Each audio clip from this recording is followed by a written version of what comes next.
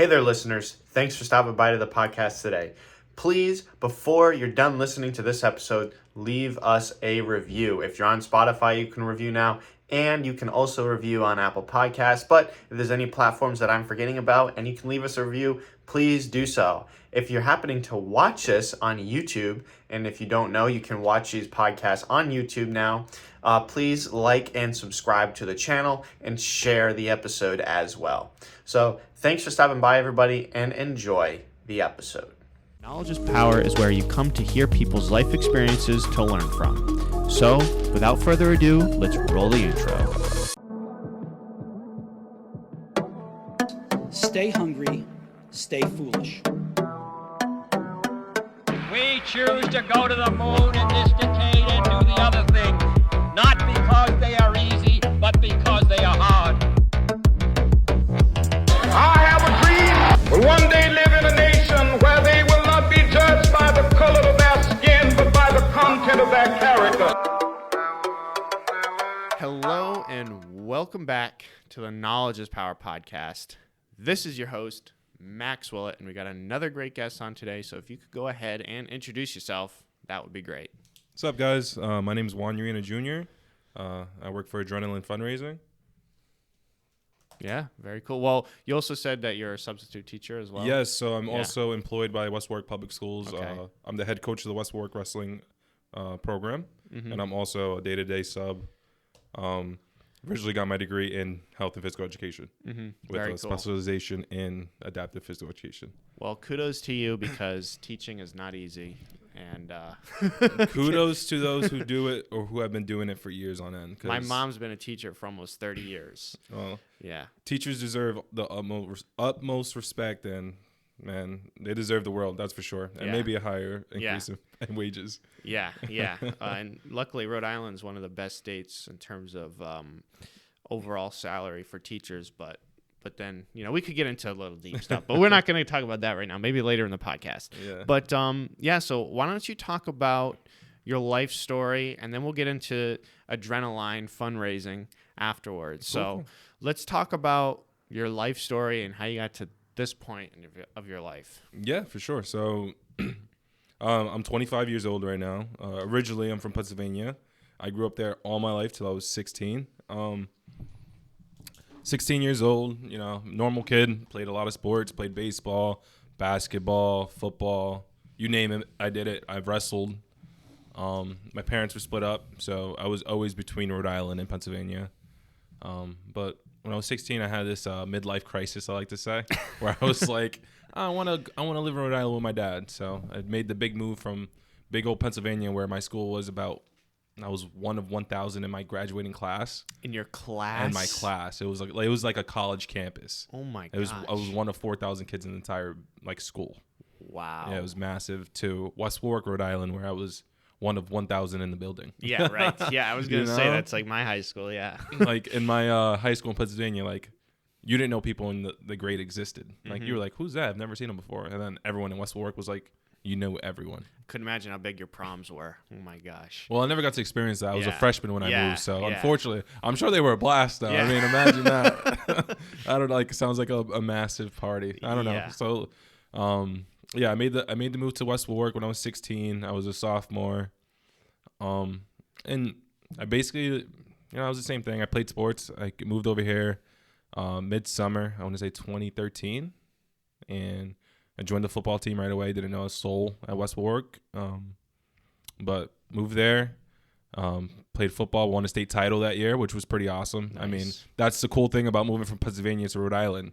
You move from Pennsylvania where it's massive, and the odds of you winning a state title are 1 in a million. But you move to Rhode Island, you're like, oh, I got a 1 in 12 chance to win the state title because there's only so many teams or programs in the state. Yep.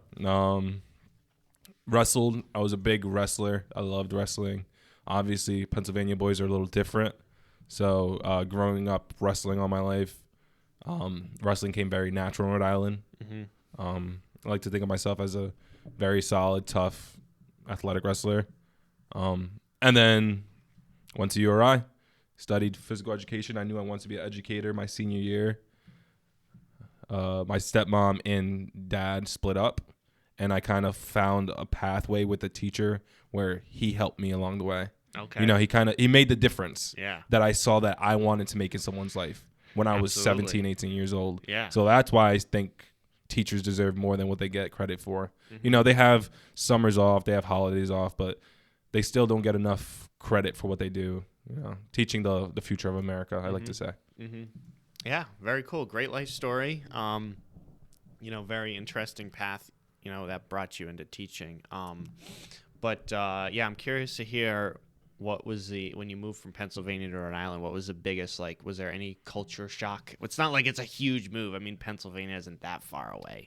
It's funny you say that because when I first moved over here, everyone's like, "Are you from Amish country?" Yeah, it's funny because I'm nowhere near the Amish country. Yeah, I'm about 2 hours north of Philadelphia, 5 hours east of Pittsburgh.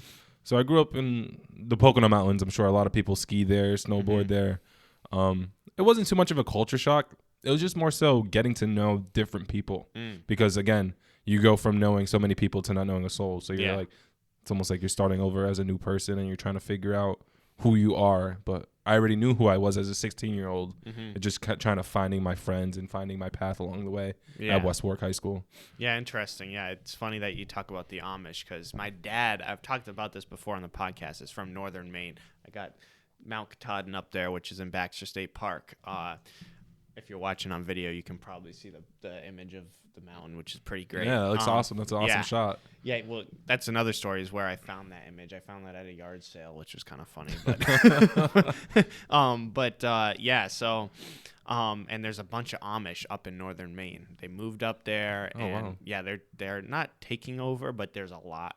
I mean, if it makes sense, if the Amish are going to go anywhere, it would be probably northern Maine. That's what I would think, at least. The land is cheap. There's a lot of potato farmers up there, and they build they have a really great reputation for sheds. Obviously, if you've seen the Family Guy episode, they build really good stuff. Personally, I mean, I've met going to the store, you know what I mean, and buying from them. It's just super, not weird, but it's just they give off a different type of energy. That's for sure, a different aura. Super nice. All of them are very nice. Yeah.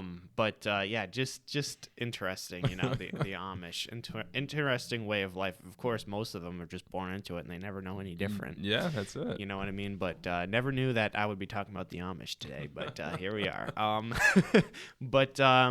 Yeah. So why don't we talk about Adrenaline a little bit? Yeah. So it's actually, think about it, adrenaline. So my Adrenaline is, rushing. Yeah. So I work for Adrenaline Fundraising. Mm-hmm. So I got into it. It's kind of weird how I got into it. So obviously I went to school for physical education and health education. I always wanted to be a PE teacher. Mm-hmm. So I graduated 2021 from URI, and I immediately started subbing. Immediately, I loved it, awesome, but it was during a weird time. It was during COVID. And again, I was going through student teaching during COVID. So I remember I was at Gladstone Elementary, that's in Cranston. I was student teaching over there, and I was working with kindergarten through 5th grade. Now, how does someone teach a kindergarten student over Zoom? You don't. But then you also have 5 kids in front of you. Yeah. Right? So it was just a difficult task to kind of maneuver. And while I was doing it, obviously, COVID was different for everyone. Mm-hmm. But me specifically, I feel like I didn't get really my hands-on experience with teaching when I was student teaching because it wasn't real. You know, it wasn't my everyday life. So I did that. I was subbing. And when I started subbing at West Warwick, it was still different. Masks were still a thing. Protocols were still going on, 6 feet by 6 feet.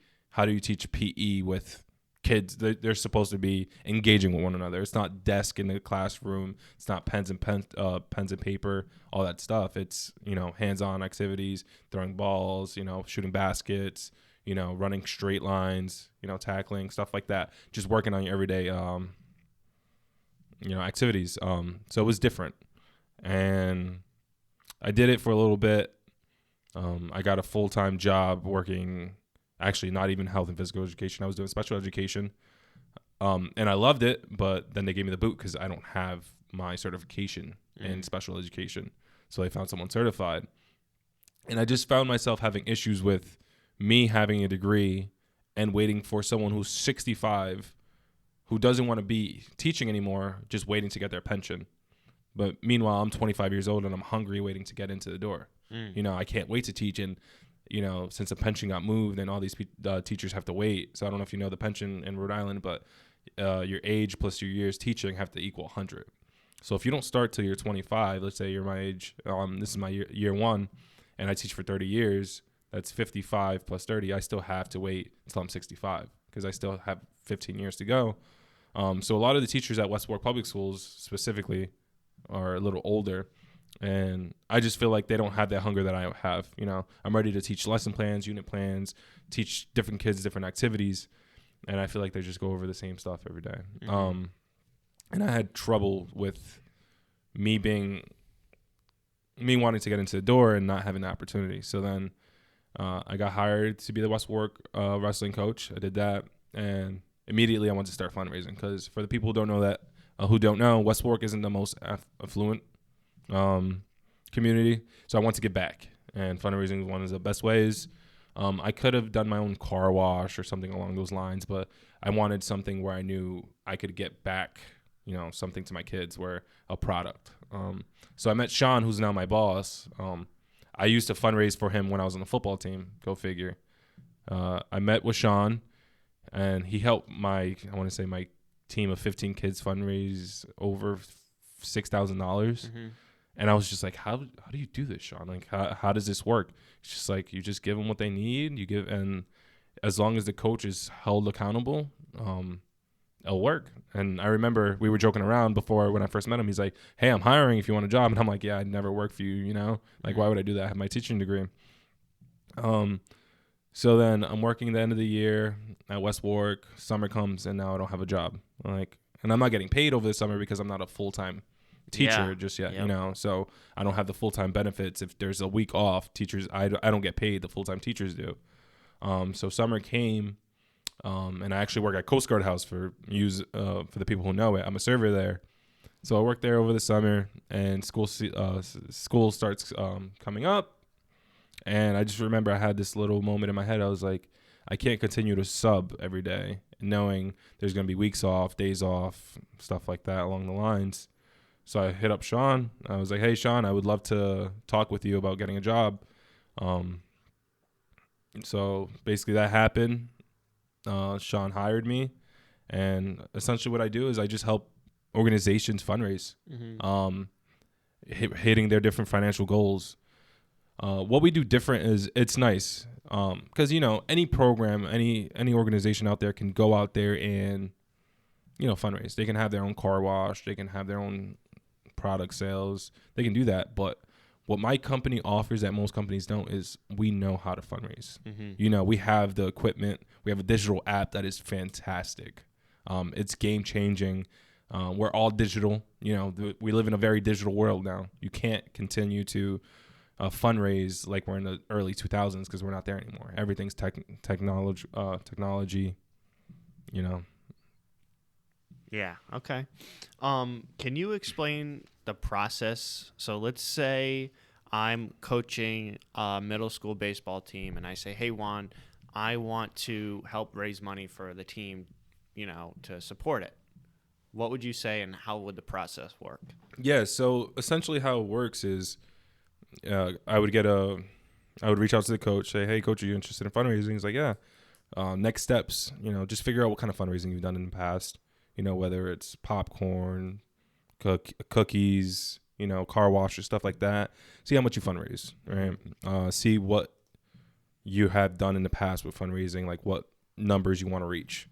And then see how many kids are in your program, and try finding the best possible fundraiser for the organization.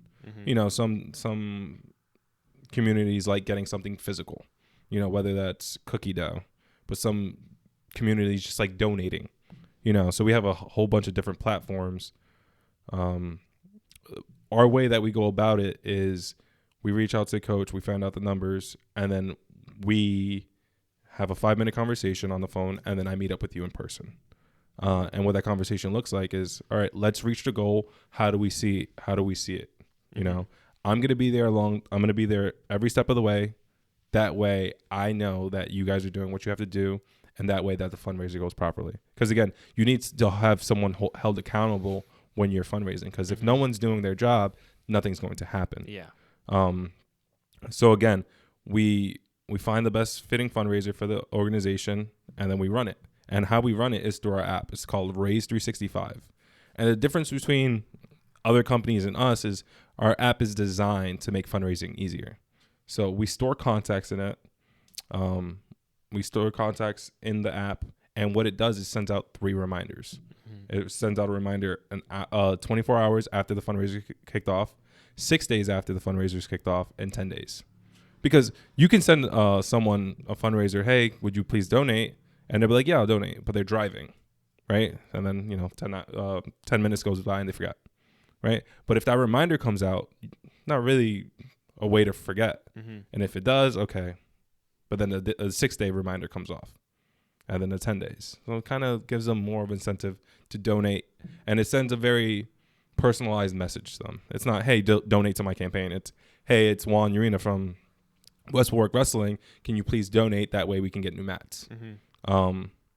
And we can check how many links are being sent out from the student's profile. There's a landing page specifically for each athlete. So if I had my own page, it'd be Juan Urea Jr. My fundraising goal is $600. And, for every donation I get, my ticker goes up. So now I have $300 in my fundraising profile, and people can see how much closer I am to getting to my goal. Okay. So is Adrenaline a nonprofit, or are they a for-profit company? So it is a profit company. Okay. It's weird, right? Because it's a sales job, but it's not really a sales job. No, yeah, I understand. It's like, I'm not going out there, I'm not selling a product. I guess I'm selling myself. I can help organizations fundraise 50% more than what they've done in the past. You can go out there, run the car wash, and you can make $2,000, or, you can build your own specific merchant card, because we do coupon cards, discount cards. You guys can do that, but we have relationships. We've been doing this in Rhode Island for over 25 years. So it's not what the everyday person does. I specialize in this. I like to say this is this is my job. Like, I do fundraising. Yeah. You can't just go up to anyone and say, hey, can you kick off this fundraiser? Can you do X, Y, and Z? Because you don't know how to get from A, B, C, and D all the way to X, Y, and Z. I do, because I specialize in it. Or I like to say I'm good at it. Okay. So, does the company make money based off of, do they take a small percentage of the fundraising? So think about it like this. So I am a franchise of Adrenaline. Okay. Right? So I pay Adrenaline to have their name. Understood. Okay. So I am a fundraising rep for Adrenaline Fundraiser. Okay. So they don't get a chunk of anything that I fundraise, essentially, but I give them X amount at the end of the year. Understood. So I am a franchise of Adrenaline. That's the best way to. No, yeah, I was just curious how that works. Yeah. When I first got into it, I was like, so Sean, how does this work? I'm confused. Like, is there a higher up? He's like, no, you are the boss. He's like, I'm boss technically, but you run your own business. If you want to go out there and you very similar to real estate. Correct. Yeah. So you wake up when you want to. You make your own schedule. You want to work on a Saturday, Sunday. You do it. If you don't want to, you're not gonna have anyone yell at you. But also, there's business that has to be made out there. So if you want to go get it, you'll go get it. So what do you do for coaches or programs that have no history of fundraising? If it's a school team, you know what I mean, like a baseball team that has no history of fundraising. Yeah, so I mean, it just depends on what they want to make. Profits are a big thing in fundraising. We want to get new uniforms, and it costs $2,000. Yeah, so I mean, most simple fundraiser that we have is the donation platform. Okay. Right, so you send out your link. Hey, it's Juan Urea from West Warwick Wrestling. We'd love to get new uniforms. Please try donating to, or please support us by donating to our fundraiser. Someone throws $100 towards it, $125, $150. If they want to do $15, that's our way of getting there. And we've seen numbers grow tremendously with our app, because everything back in the day was going door to door. Hey, would you be interested in donating to our program? Literally 6-7 years ago. How time flies, right? But everything's digital now. So if you want a supporter from California and you have their phone number, it's as simple as texting that number and they'll donate.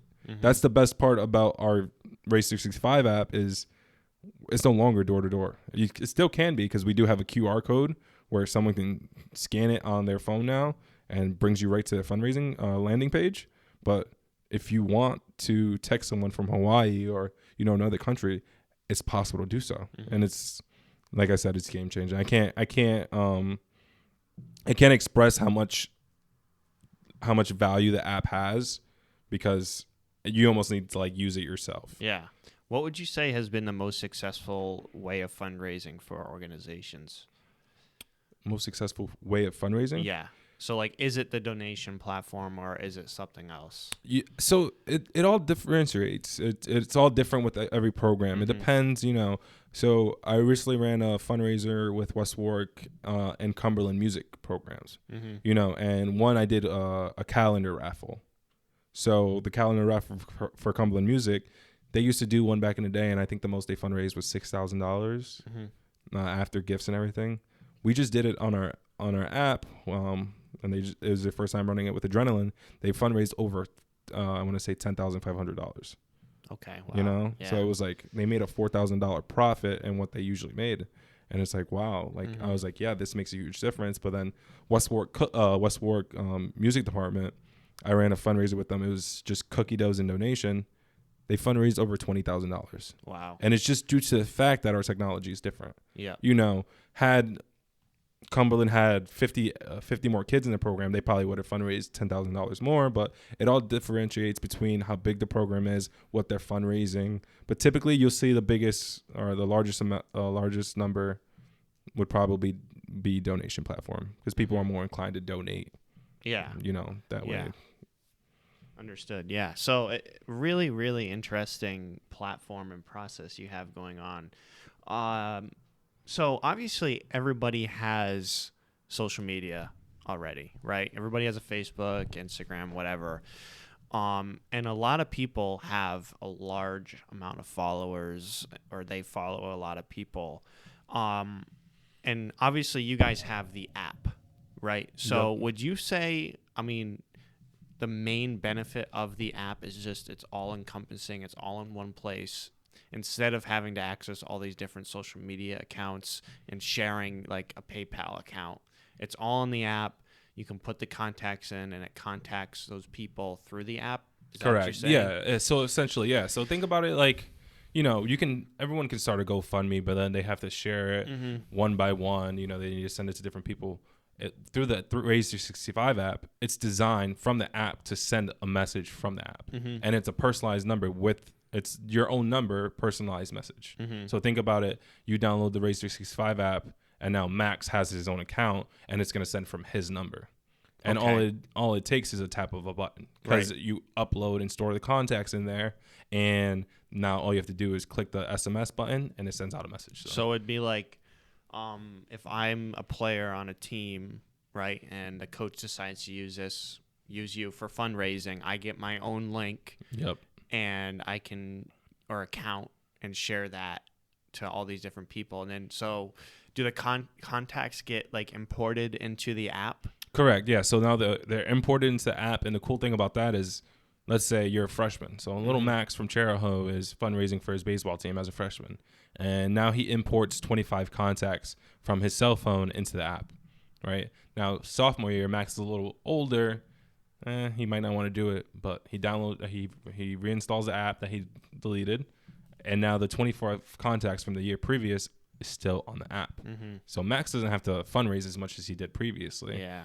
Now all he has to do is tap the button, SMS, and now 25 contacts are being sent out. You know what I'm also thinking? This is a great way for kids to learn, business. Yeah, 1,000%. Right? If they get their own link and they're telling people to go fundraise, help raise money for a team, like that's not only helping out your team, but you're learning how to market, how to run your own tiny little business, essentially. 1,000%. When I took big, when I was in high school, we used to sell for the football team, we used to do coupon cards, discount cards to different merchants in the local area, and I took I made sure that I was one of the top fundraisers because I always wanted to, who doesn't strive to be the best they can? And I always wanted to be one of the top fundraisers because, hey, I'm the guy who sold the most on the team. Hey, that's bragging rights in itself.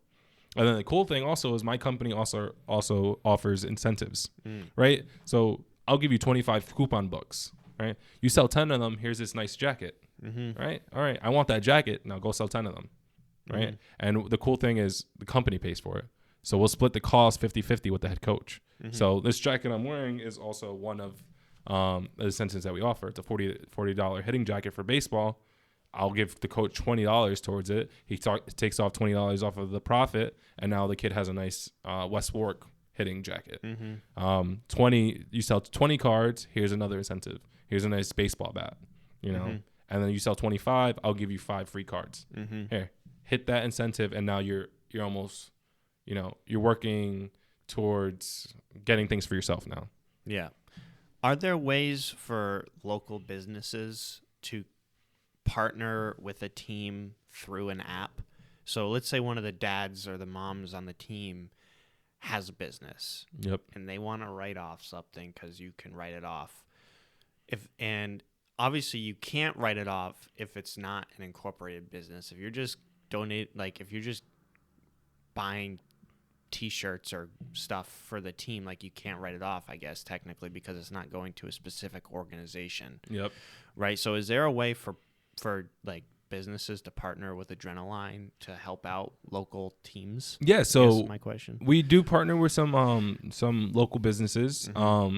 So the way that we partner with businesses is our gear company. We have a gear company, specifically Elmwood.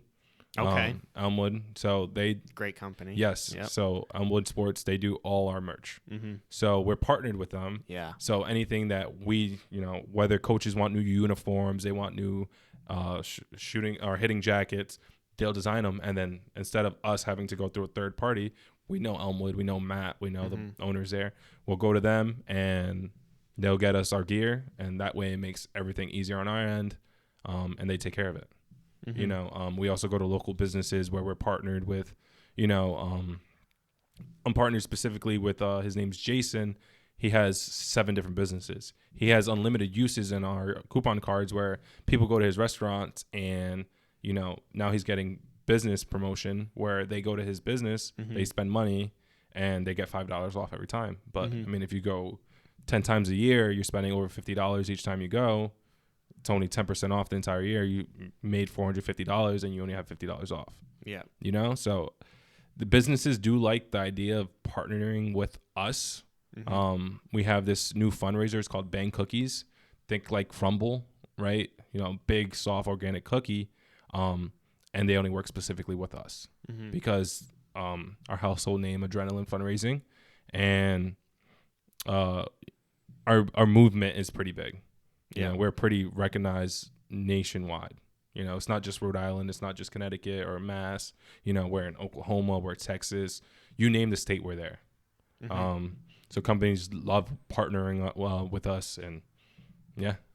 Great. Is there anything that is coming to the company or what you're doing that's going to be like a big change? Or what are you guys going to be doing, to improve your business or help fundraising even more? Is there anything coming in the near future? So I would say, we just came back from a business trip in Scottsdale, actually. The Raise 365 app just had a massive update.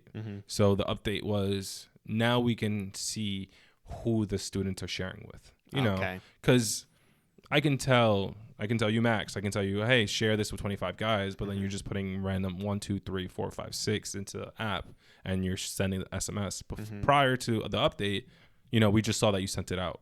We didn't see who you sent it out to.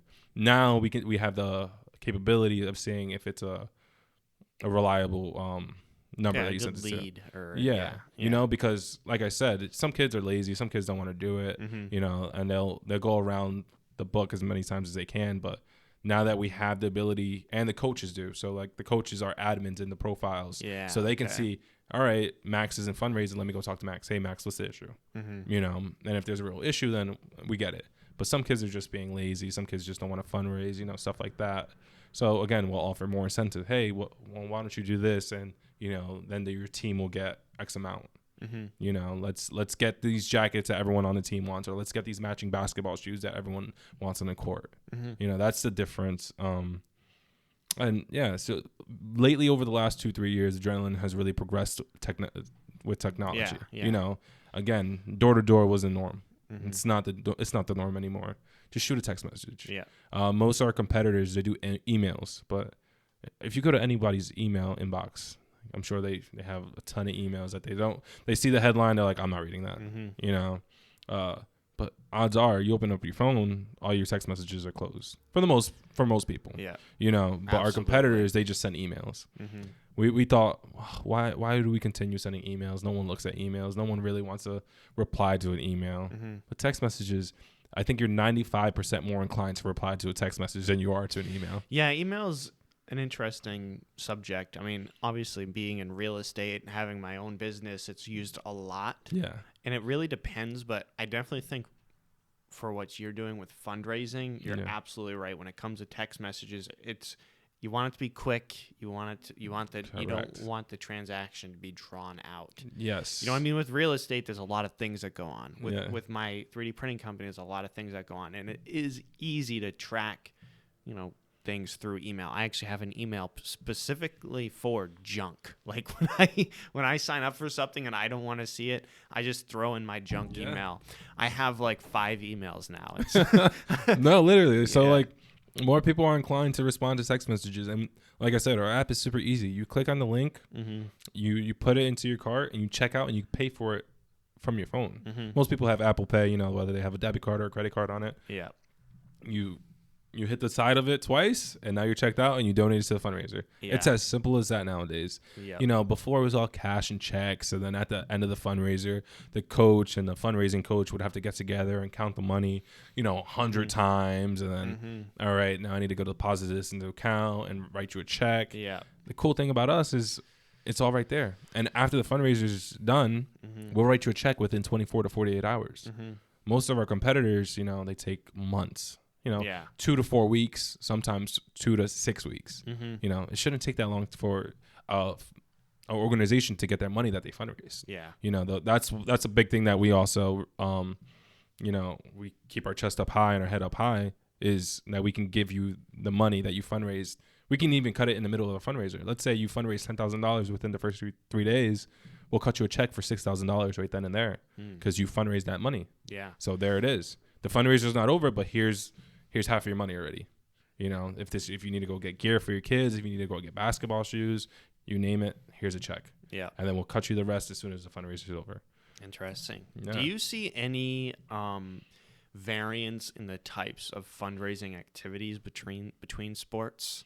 When you say variance, what do you mean? Like so like type of fundraising that you do, like compared to baseball, football, hockey, soccer. Yeah, so it's funny. So wrestling, like what's the first thing that comes up when you think of wrestling? Gross mats. Right. So sweaty mats. Sweaty kids and you know, you're cutting weight. So cutting weight. I would never run like a cookie or popcorn fundraiser with my wrestling kids, because odds are the parents are going to support. They're going to buy it. And the last thing I need my kids to do is gain weight. Oh, coach, I saw those cookies and popcorn. And I just needed to eat it. Yeah. You know, so typically with like wrestling, you'll see more donations, or like we have a healthy beef jerky option for fundraising. For football, you more see the gold cards. I don't know if you've ever seen them, where like they're a discount card. Okay. You know, you go to different merchants. So think about, let's go to Westerly, right? So Thirsty Beaver's on there, Grace Burger, a lot of local cafes, like local merchants, and that's what the gold card does. That's what we mostly do with football organizations, because football teams just love selling them. You know, you have higher numbers, more people fundraise, more kids on the team. Correct. Yeah. Yep. With our baseball teams, we run our discount card. So it's like a coupon book. Think about it. You open it up. I actually have a couple in my car I can show you after the podcast, but you open it up and it has a whole bunch of different local merchants, and it's a 2-time discount use. So it's not unlimited like our gold cards. It's only a 2-time use. So like some of the discounts on the card are awesome. You know, it's like you go to a tea place, or you go to like McDonald's and you get buy one, get one. Like, and you get to use it twice. You know, it's awesome. Or you go to Launch and Warwick and you get $10 off of an hour worth of jumping. it's basically the book pays for itself. It's $25, $30 for the card or for the book, and there's over $400 worth of value in it. And that's what we hold pride in. We just hold pride in our products being amazing. Yeah, I mean, variants, it all depends, but most of our fundraisers, I would say winter, big donations, football, definitely gold cards, baseball, discount cards. We're working more with tennis.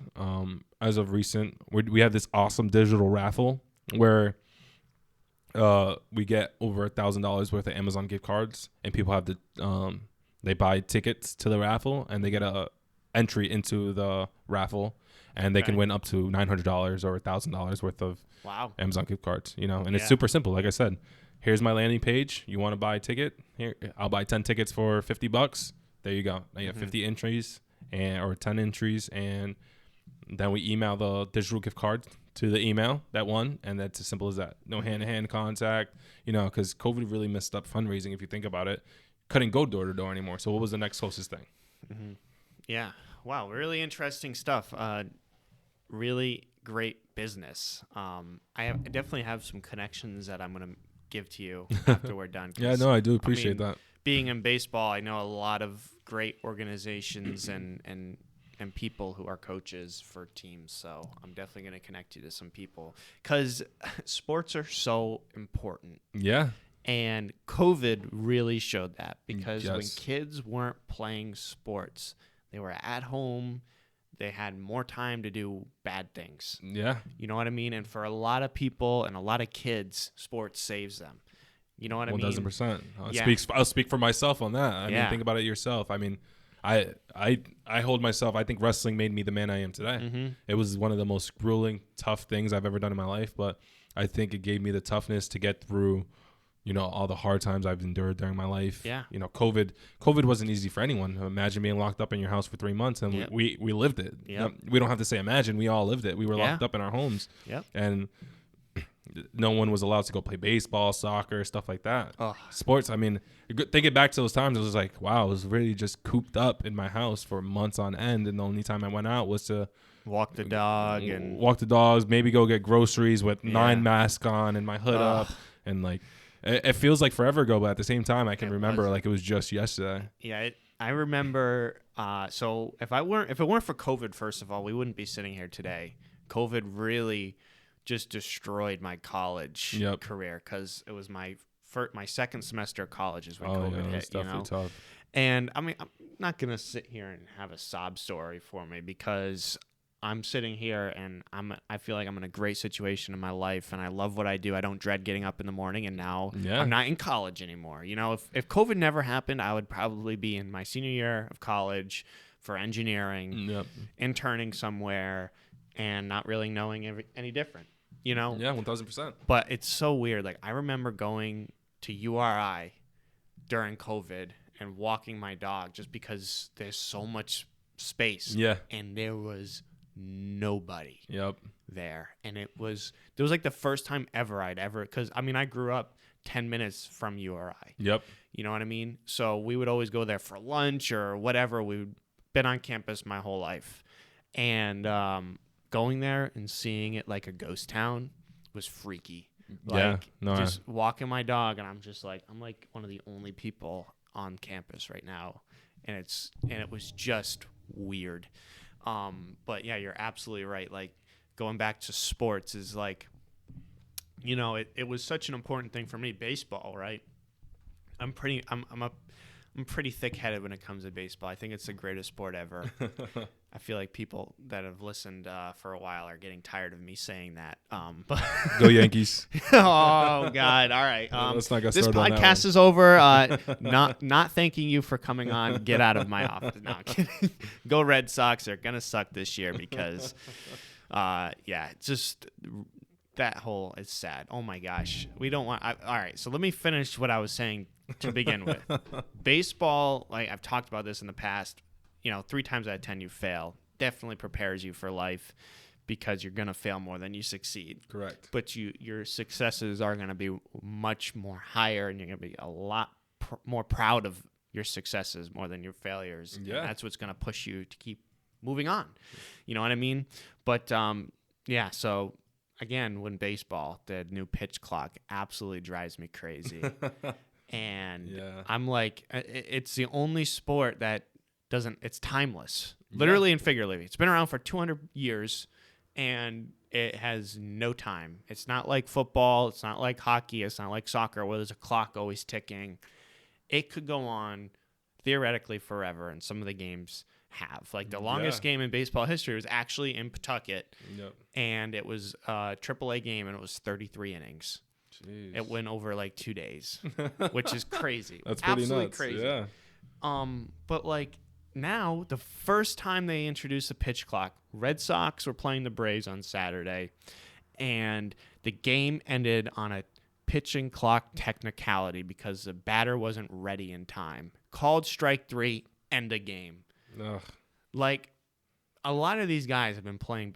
They all have been playing baseball their whole lives. Yeah, since T-ball days, probably 4 or 5 years old. Yeah. And all of a sudden, there's a clock ticking down from 15 seconds. And if you're not ready by the time that clock strikes 8 seconds, it's gonna give you a strike. And think about that. Like, let's say there is a technicality, right? Let's say that happens, but it's in the middle of the game. All right, strike call, reset the clock, reset everything.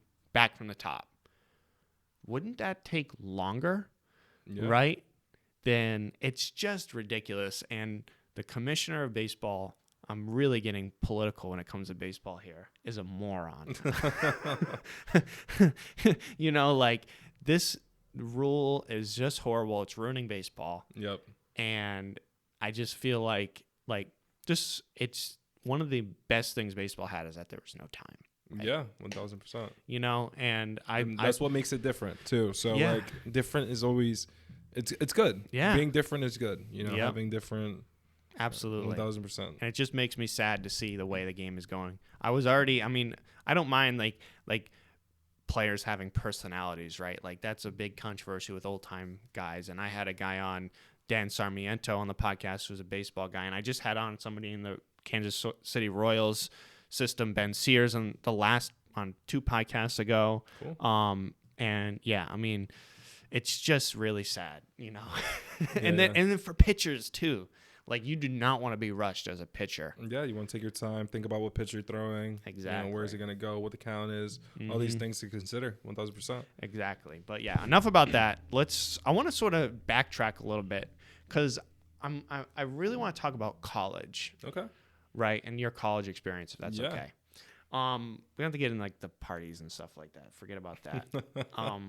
I just want to talk about, you know, college is different for a whole different, you know, types of people, for all different types of people. It was different for me because it helped me realize what I didn't want to do, and that was go to college. Yeah. You know what I mean? And it made me realize that I wanted to be my own boss. I wanted to do my own thing. I didn't want anybody really telling me what to do. But you sort of perfectly balanced the two. You graduated college, and now you're your own boss anyways. Yeah. You know what I mean? So when you were going into college, obviously you said your goal was to be a teacher. Correct. Right? Yeah.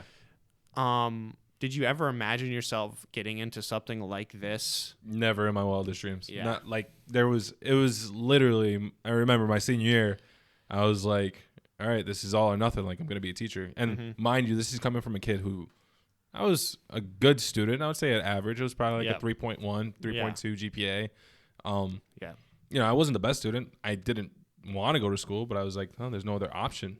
You know, that's just 18-year-old me thinking. Now I'm thinking, which is sad because there are other options. Oh, 1,000%. I mean? Yeah. And that's what I noticed along the way. And I, as a wrestling coach, I tell my kids all the time, I'm like, listen, school's not for everyone. Even me, when I was in college, I thought about, oh, this is not worth it, having 8 a.m.s, you know, Tuesday, Thursdays, and teachers not really caring, or professors, should I say, them just being there for a check, or I don't know. Like college was nice. It was fun.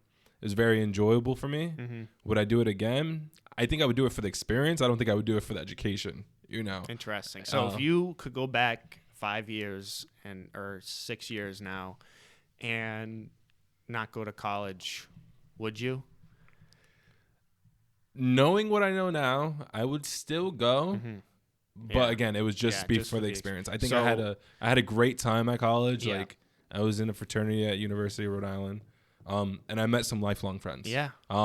It was orientation day. It was like June 3rd or something like that, and I went to I think it was welcome day or orientation. It was one of those days, and I went into my room and I met a kid from Delaware. His name's Jake. Mind you, I'm 18 years old. Jake's 18 years old, and now we're 25 and we're still best friends. I met him on a spur just because he was my roommate at orientation. Yep. And now he's probably going to be one of my best men at my wedding one day. And, you know, I met his family. He's met my family. And it's just, you know, that's an experience I'll cherish forever. Absolutely. Was the education worth it? Probably not. But meeting Jake in itself was one of the many things that came out of URI. So when I first started the podcast, this was April of 2021. I did the first episode with one of my business mentors, Kurt Harrington. I met him. He owns a business called Something Fishy. They build fish tanks. It's, as he likes to say, it's like that show ATM that was on Animal Planet. You know, that show with the guys in Las Vegas, but better. They do better fish tanks. So that's what he says. I love the name Something Fishy. Yeah, that is awesome. It's a great company. And I met him. So we had a class in high school that was basically like Shark Tank. They had a bunch of local business owners come in and mentor the groups.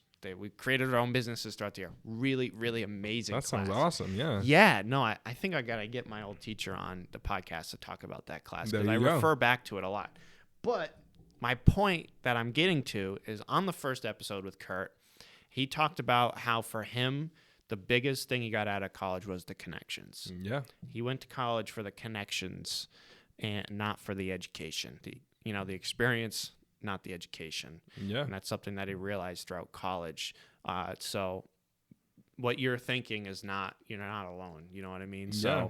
So, which is, great that I'm referring back to that. And if you guys haven't listened to that, you guys should definitely go listen to that first episode because then you can hear how much I have changed as a podcast host because I really didn't even know how to intro the podcast. It was really awkward and it's painful for me to listen Growing to. pains, right? Yeah. We all go through them. But this will be the 57th episode. That's awesome. Congratulations. Yeah, well, thank you for coming on. Oh, thank you for having me. Awesome. Yeah, it's been an absolutely amazing conversation. I got to reminisce a little, so that was pretty good. Yeah, and for anyone listening out there, if you're thinking about going to college or you know it's up in the air, it doesn't matter if you go to school or not. Just make sure you have a goal. Yeah, make sure you have a plan. I tell my kids this all the time.